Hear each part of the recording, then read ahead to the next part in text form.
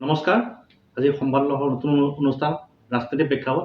আজি ৰাজনীতিৰ প্ৰেক্ষাপটত অতিথি হিচাপে উপস্থিত আছে ডাক্তৰ জেফলিন মেছজেভিন। তেওঁ হৈছে ৰাষ্ট্ৰীয় নীতি আৰু গৱেষণা প্ৰভাৰী ভাৰতীয় জনতা পাৰ্টি অসম প্ৰদেশৰ মুখপাত্ৰ। আহকচোন তেওঁৰ আমি চিনাকি হওঁ। বাইদেউ আপোনাৰ পৰিচয় জনাওকচোন। হয়, নমস্কাৰ। মই ডক্টৰ জাফৰিন মেছজেভিন। মই ভাৰতীয় জনতা পাৰ্টিৰ কাৰ্যকৰ্তা। হয়। আৰু যোনটো দায়িত্বত আছে সেইটো হ'ল ৰাষ্ট্ৰীয় নীতি আৰু গৱেষণাৰ প্ৰভাৰী আৰু অসম প্ৰদেশৰ মিডিয়া পেনেলিষ্ট। বাইদেউ আপুনি এবাৰ নগাঁও লোকসভাৰ বিজেপি প্ৰবল দাবীদাৰ আছিলে, কিন্তু আপোনাৰ শেষ মুহূৰ্তত আপোনাৰ টিকেটটোৰ পৰা বঞ্চিত হ'ল সুৰেশ বৰা ডাঙৰীয়া পালে। এই ক্ষেত্ৰত আপুনি কি ক'ব? চাওক, আমাৰ দলৰ শীৰ্ষ নেতৃত্বই যি সিদ্ধান্ত লয় তেওঁ সেই সিদ্ধান্তক আমি সন্মান জনাওঁ। আৰু দলটো আমাৰ পৰিবাৰকেন্দ্ৰিক দল নহয়। ভাৰতীয় জনতা পাৰ্টীয়ে যি আদৰ্শত চলি আহিছে আৰু যি সিদ্ধান্ত তেওঁলোকে ইতিমধ্যে লৈছে সেইটোক মই সন্মান জনাওঁ।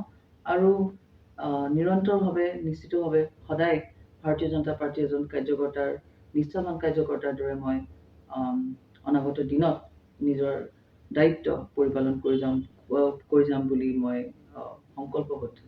এবাৰ নগাঁও লোকসভাত তিনিজনকৈ হেভিৱেট প্ৰাৰ্থী থাকে। আপোনাৰ কংগ্ৰেছৰ প্ৰদীপ বৰদলৈ এই ঔষধ দিছে আমিনুল ইছলাম আৰু আপোনাৰ বিজেপি সুৰেশ বৰা প্ৰাৰ্থী। যুঁজখন কি হ'ব বুলি ভাবে আপুনি নগাঁও? নগাঁও যুঁজ বুলি নহয়, এই নিৰ্বাচনটো হৈছে মাননীয় প্ৰধানমন্ত্ৰী নৰেন্দ্ৰ মোদী ডাঙৰীয়াৰ নিৰ্বাচন। আমি একোজন আমাৰ মাজত যিসকল প্ৰাৰ্থী আজি প্ৰাৰ্থিত্ব প্ৰদান কৰা হৈছে তেওঁলোকক, সেই যিসকল প্ৰাৰ্থী আজি নিৰ্বাচন খেলিব সেইসকল প্ৰাৰ্থী হৈছে মোদীজীৰ এজন ইণ্টাৰফেচ। এতিয়া ৰাইজে ভোট দিব ভাৰতীয় জনতা পাৰ্টীৰ নেতৃত্বাধীন চৰকাৰৰ কাৰণে কেন্দ্ৰত।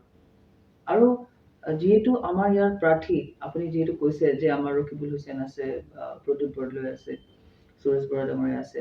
এতিয়া কথাটো হ'ল যে আপুনি যোৱা 5টা বছৰত প্ৰদ্যুৎ বৰদলৈ ডাঙৰীয়াই কি কাম কৰিছে আমি তাত চৰ্চাৰ একেবাৰে প্ৰয়োজন নাই। কাৰণ কি এজন LP স্কুলৰ ছাত্ৰ ছাত্ৰীকো যদি আপুনি সোধা যায়, আমি যদি সুধো আমি উত্তৰটো মুখতে পাম। তাত আমি বেলেগকে আঙুলি টুৱাই দিবৰ কাৰণে একো প্ৰয়োজন নাই। এতিয়া নতুনকে তেখেতে MP লেড ফাণ্ডৰ পৰা কিবা কিবি এক্টিভিটিজ কৰিছে বুলি কৈছে, কিন্তু আমিতো ডেইলি অহা যোৱা কৰি থাকো।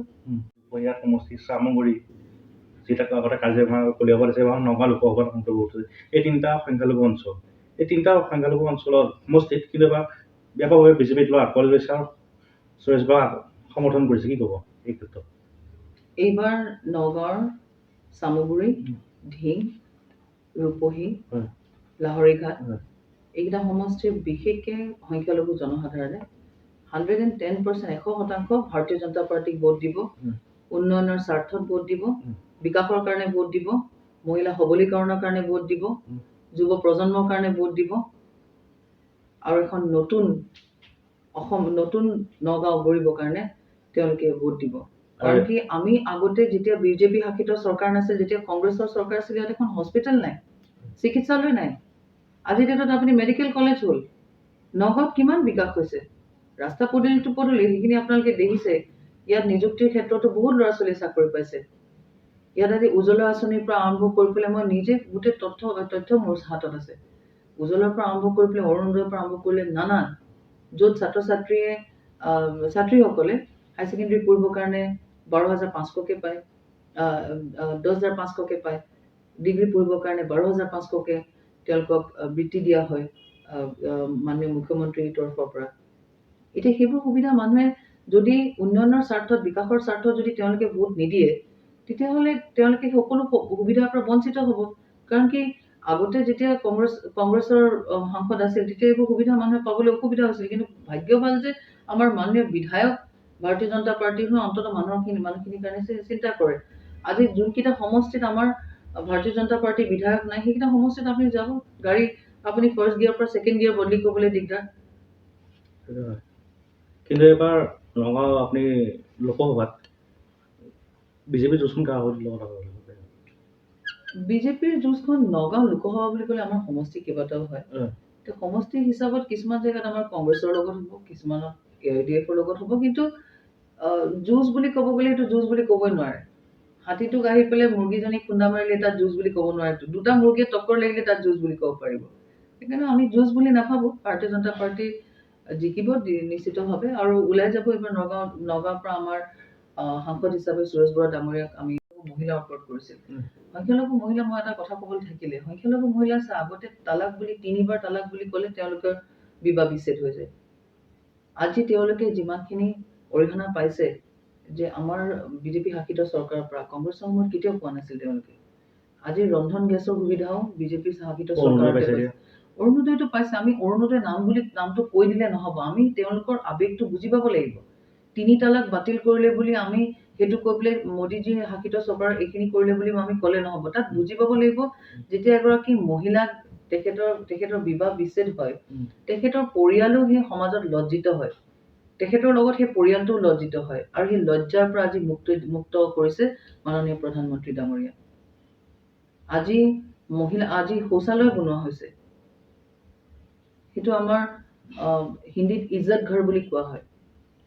এতিয়া কথাটো হ'ল যে শৌচালয় দিয়া হৈছে কিহৰ কাৰণে যে আমাৰ মহিলাসকলৰ চেনিটেশ্যন এণ্ড হাইজিনৰ কাৰণেও সেই বস্তুটো আমি চাব লাগিব। আজি আমাৰ 15খনকে এইমছ হ'ল, বিমানবন্দৰ চাওক, ক'ব গ'লে so many things কিমান আছে মানে the growth trajectory of BJP-led government is far different to what we have seen to that of Congress-led government. So definitely people will undoubtedly vote for Modi ji once again with a landslide victory. ঠিক আছে, বহুতখিনি মূল্যৱান সময় doctor Zafrin মেজিম বাইদেউ দিয়া হয়। আমি অলেখ ধন্যবাদ জ্ঞাপন কৰিছোঁ। শেষত কি ক'ব বাইদেউ? আমাৰ চেনেলে ইমানখিনি সময় আপোনাৰ চেনেল দিয়া হবে আপুনি। ধন্যবাদ, আপোনালোকে ইমান সময় দিলে আৰু আপুনি বহুত দিনৰ পৰা চেষ্টা কৰিছিল, মোৰ লগত যোগাযোগত আছিল আৰু আপোনাক কৃতজ্ঞতা জ্ঞাপন কৰিছোঁ। প্ৰথমবাৰৰ বাবে আহিলে আৰু বহুতবাৰ যোগাযোগ কৰিবলৈ চেষ্টা কৰিলে মই তেনেকৈ সময় দিব পৰা নাছিলোঁ, যিহেতু আমাৰ দলীয় দায়িত্বও আছে আৰু প্ৰবাসত থাকোঁ আমি সাধাৰণতে। কিন্তু ভাল লাগিছে যে আপোনালোকে এখন দেশৰ চতুৰ্থ স্তম্ভ বুলি আমি সকলোৱে জানো আৰু লগতে আপোনালোকে যিদৰে খুব ডেলিজেণ্টলি কাম কৰি গৈ আছে, মই দেখা পাই আছোঁ নগাঁও সংবাদ নগাঁও বেলেগ প্ৰগ্ৰামত মই দেখাও পাওঁ। আপোনালোকে পাৰ্টি বেছড বা ফেভৰেটিজম বেছড নিউজবোৰ কাভাৰ কৰা নাই। আপোনালোকে মানুহবোৰৰ চেণ্টিমেণ্টটো বুজিবৰ কাৰণে চেষ্টা কৰিছে, খালি বিজেপি বুলি নহয় অন্যান্য দলৰ নেতাসকলৰ ওচৰতো যায়। ভাল হৈছে কাৰণ কি জনতাৰ মাজত যোৱাকালি প্ৰদীপ বৰদলৈ ৰূপহীহঁত নুৰুদা বাসগৃহত কৈছে এইবাৰ বিজেপিক সহায় কৰিবৰ কাৰণে UDFে নগাঁও লোকসভাত টিকেট দিছে। এই ক্ষেত্ৰত আপুনি কি ক'ব? কংগ্ৰেছ আৰু AIDFৰ অৱস্থা কি? কাকনো বুলিম ককা, সকলোৰে দাড়ি চুলি পকা। এতিয়া প্ৰদীপ বৰদলৈ ডাঙৰীয়াই কেলে আজি AIDFক চালে বেৰে কোবাই আছে? আগতে তেওঁলোকে মিত্ৰজোঁটত আছিল, এইবাৰ তেওঁলোকৰ মিত্ৰজোঁট নাইকিয়া। যিহেতু এলায়েন্সটো নাইকিয়া, সেইকাৰণে তেওঁলোকৰ কম্পিটিশ্যন খালি বিজেপিৰ লগত নহয়, AIDFৰ লগতো হয়। আৰু এটা কথা বুজি পাব, বিজেপিয়ে কেতিয়াও AIDFৰ সমৰ্থন নকৰে। আমাৰ আদৰ্শ চিন্তা চৰ্চা নিমিলে। তেওঁলোকে টোটেলি মুছলিম কেন্দ্ৰিক ৰাজনীতি কৰি আছে। AIDFৰ বেলেগ এজেণ্ডা নাইকিয়া। AIDFৰ এটাই কথা হ'ল যে আমি কিবা কৰি পেলাই তিলটো তাল বুলি দেখাই হ'লেও মুছলিম মানুহখিনিক মুহি পেলাই আমি কিবা এটা কৰি হ'লেও সাজ পোছাক তেওঁলোকৰ যি ধৰণে তেওঁলোকে বাৰ্তা আলাপ কৰে, সেই বাৰ্তা আলাপ আমাৰ খিলঞ্জীয়া অসমীয়া মুছলমান মানুহ সমাজে কেতিয়াও আঁকোৱালি নলয়। আমাৰ অসমীয়া সমাজে কেতিয়াও আঁকোৱালি নলয় AIDFৰ আদৰ্শ। আৰু প্ৰদীপ বৰদলৈ যোনটো কথা কৈ আছে, তেখেতৰ এটা যুক্তি কি আছে? আপুনি আম আৰু কঁঠালটোক তুলনা কৰিব পাৰিব, আপুনি আম আৰু গাড়ীখন তুলনা কৰিব পাৰিব নেকি কেতিয়াবা? তেখেতে এটা কমন চেন্সৰ কথা হয়। AIDFৰ লগত কেতিয়াও আমাৰ সিমান যোনটো এংগলত তেখেতে কৈছে, এটা নেৰেটিভ তেখেতে ৰাজনীতিত আছে। এতিয়া ইলেকশ্যন নিৰ্বাচন আহিছে কাৰণে নেৰেটিভ এটা ছেট কৰিব লাগে কাৰণে তেখেতে তেনেকৈ ক'লে নহ'বতো। আমাৰ আদৰ্শৰ লগত একাকাৰ নহয়। কেতিয়াবা আপুনি শুনিছেনে? সদায়তো আমাৰ সদনৰ ভিতৰততো সদায় হুলস্থুল হৈ থাকে। ইমান যদি আমাৰ মিল থাকিলেহেঁতেন বোলে AIDF আৰু বিজেপিৰ লগত, তেতিয়াহ'লে তেওঁলোকৰ যিসকল বিধায়ক আছে, সেই বিধায়কসকলে ইমান টেবুল ঢকিয়াই হুলস্থুল কৰিব প্ৰয়োজন নাইতো। আৰু সুৰেশ বৰা সংখ্যালঘু অঞ্চলত এতিয়া নিৰ্বাচন প্ৰচাৰ চলাব গৈছে। সংখ্যালঘু আই মাতৃহঁতে কিন্তু আপোনাৰ বিজেপি দলৰ প্ৰতি আকৰ্ষিত হৈছে আৰু চব যোগদান কৰিছে বিজেপিত। এই ক্ষেত্ৰত কি ক'ব? হয়, আপুনি ঠিকেই কৈছে। এই প্ৰশ্নটো মই মানে ভাল পাইছোঁ, ভাল প্ৰশ্ন এটা সুধিছে। কাৰণ বিগত 10 বছৰ কেন্দ্ৰত বিজেপি শাসিত চৰকাৰ মাননীয় প্ৰধানমন্ত্ৰী নৰেন্দ্ৰ মোদী ডাঙৰীয়া নেতৃত্বত যিদৰে মানে আমাৰ সমাজখনক লৈ গৈছে, যোনটো অন্তোদয়ৰ আদৰ্শত যিদৰে তেখেতে লৈ গৈছে, সমাজৰ শেষ ব্যক্তিজন সকলোকে একাকাৰ একেলগে যেনেকে তেওঁ সমান্তৰালভাৱে উন্নয়নৰ দিশত সকলোকে লৈ গৈ আছে। এতিয়া চাব গ'লে মুছলমান সমাজৰ আমাৰ সংখ্যালঘু বুলি ক'লে অসম নগাঁও হ'লে পাৰ্টিকুলাৰলি আমাৰ মুছলিম বেছড 62% আমাৰ মুছলিম ভোটাৰ্ছ আছে। এতিয়া কথা হ'ল যে সংখ্যালঘু অধ্যুষিত অঞ্চলত মহিলাই কেলেই সমৰ্থন নকৰিব? মহিলাৰ নামত আগতে ঘৰ নাছিল। আগতে মহিলাবোৰক তালাক বুলি 3বাৰ তালাক বুলি ক'লে মহিলাই ঘৰৰ পৰা খেদি পঠিয়াইছিল পুৰুষে। তেখেতৰ স্বামী তেওঁলোকক খেদি পঠাব পৰা হৈছিল। ছোৱালীবোৰ সৰুতে বিয়া দি দিয়ে। সেই চহৰৰ অঞ্চলবোৰৰ ফালে আপুনি চাব, ছোৱালীবোৰ অকণমান ডাঙৰ হয় 12-13 বছৰ হোৱা আগতে তাহাঁতক বিয়া দি দিয়ে। আৰু মহিলাসকলক মানে as a means of production হিচাপে তেওঁলোকে মানে সেই সমাজখনে লৈ গৈ আছিল। আমাৰ লোকসভাত 62% সংখ্যালঘু মুছলমান লোক আছে আৰু 38 ইমান হিন্দু আছে। এই ক্ষেত্ৰত আপোনালোকৰ প্ৰদীপ বৰদলৈ কৈছে এবাৰ নগাঁৱত যুঁজ নহয়, এবাৰ কোনো ফেক্টৰী নহয় বিজেপি, কি কয় এবাৰ? যেতিয়া ইছ্যু নাইকিয়া, প্ৰদীপ বৰদলৈ ডাঙৰীয়া তাত ফেক্টৰ নাইকিয়া বুলি কেনেকে ক'ব? কি ভিত্তিত? কংগ্ৰেছৰ স্কেমৰ লিষ্ট শেষ নহয়, আনএণ্ডিং। আজি কংগ্ৰেছৰ নেতৃত্বাধীন চৰকাৰত সম্পূৰ্ণভাৱে তুষ্টিকৰণৰ ৰাজনীতি হৈ গ'ল। সেইটো তুষ্টিকৰণৰ ৰাজনীতিৰ ওপৰতে তেওঁলোকে জীয়াই আছিল। আমাৰ প্ৰধানমন্ত্ৰী নৰেন্দ্ৰ মোদী ডাঙৰীয়া এনেকুৱা এজন নেতা, সবল নেতা, যাৰ ঘৰ আজি তেখেতৰ ঘৰ ক'ত বুলি সুধিলে তেখেতৰ প্ৰাইভেট ৰেচিডেন্স বিচাৰি নাপায়। আজি অটল বিহাৰী বাজপেয়ী ডাঙৰীয়াৰ ঘৰটো কোনটো প্ৰাইভেট ৰেচিডেন্স বিচাৰি নাপায়।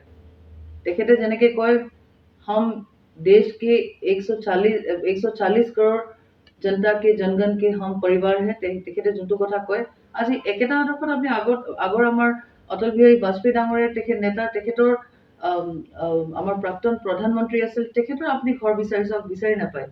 কিন্তু কংগ্ৰেছ শাসিত চৰকাৰৰ কংগ্ৰেছৰ যিসকল নেত্ৰী আৰু নেতা আছে, তেওঁলোকৰ ঘৰৰ ঠিকনা বিচাৰিবলৈ 2 মিনিটো নালাগে। তেওঁলোকৰ বিজনেছৰ তালিকা মই এতিয়াই গোটেই লিষ্ট ওলাই দিম আপোনাক। ঘৰৰ এড্ৰেছৰ আগত তেওঁলোকৰ বিজনেছৰ ডিটেইলছ দিম মই আপোনাক। সেইটোৱে পাৰ্থক্য ভাৰতীয় জনতা পাৰ্টীৰ আদৰ্শ আৰু কংগ্ৰেছৰ আদৰ্শ। আজি কংগ্ৰেছৰ নেতা নাই, তেওঁলোকৰ গুৰি থোৰতা কোনো নাইকিয়া। যোৱাকালিলৈকে আমাৰ কিমান কংগ্ৰেছৰ পৰা যোগদান কৰিছে, কিহৰ কাৰণে? একমাত্ৰ তেওঁলোকৰ আদৰ্শ নাই, নীতি নাই। এতিয়া হঠাতে প্ৰদ্যুৎ বৰদলৈ ডাঙৰীয়া আহি পেলাই ধূমকেতুটোৰ নিচিনাকে পৰি গ'লেতো নহ'ব।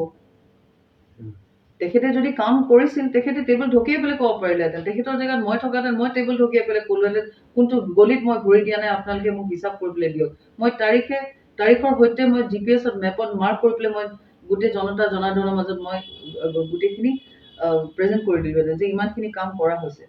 আমি কাৰ্যকৰ্তা হয়, আমি নেতা বা নেত্ৰী নহয়। ভাৰতীয় জনতা পাৰ্টি কাৰ্যকৰ্তা হিচাপে দৈনন্দিন প্ৰতিটো দিনে নিশাই আমি কাম কৰি গৈ আছো। আজি ইলেকশ্যন আছে বুলি নহয়, মই যোনটো দায়িত্বত আছো, মই বিশ্বৰ সৰ্বোচ্চ ভাৰতত মই ভ্ৰমণ কৰিব লাগে, মই প্ৰবাসত থাকিব লাগে।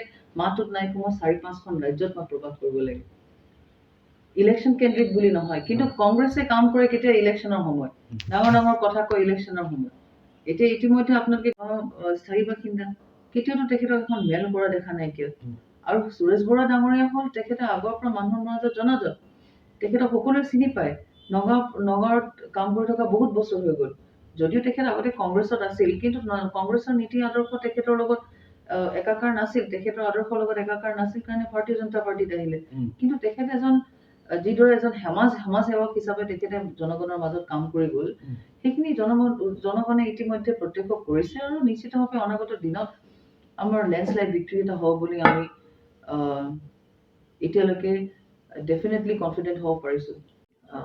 মই আপোনালোকক শুভেচ্ছা জনাইছোঁ যে অনাগত দিনত আপোনালোকে আৰু ভাল প্ৰগ্ৰাম কৰিব আৰু জনতাৰ যি মনৰ আশা, যি ইচ্ছা আপোনালোকে আমাৰ চৰকাৰৰ ওচৰত আপোনালোকে কথাবোৰ লৈ যাব পাৰিব।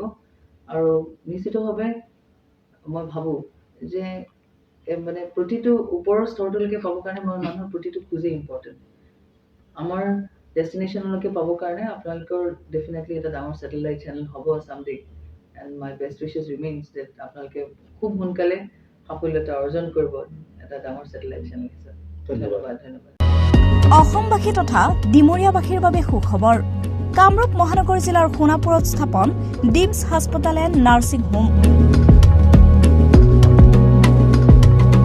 উপলব্ধ বিভাগসমূহ general medicine gynaecology general and laparoscopic surgery orthopaedic surgery paediatrics and neonatology palliative medicine pain clinic dermatology ENT urology দুৰ্ঘটনা আৰু জৰুৰীকালীন সেৱাৰ বাবে 24 ঘণ্টাই উপলব্ধ ডিমছ হাস্পতাল এণ্ড নাৰ্ছিং হোম অত্যাধুনিক সা-সুবিধাৰে পৰিপূৰ্ণ ডিমছ হাস্পতাল এণ্ড নাৰ্ছিং হোমত উপলব্ধ digital X-ray 24 hours pathology ECG PAC clinic 24 hours RMO doctors ঠিকনা বৰঘাট সোণাপুৰ কামৰূপ মহানগৰ জিলা যোগাযোগৰ নম্বৰ 8009040080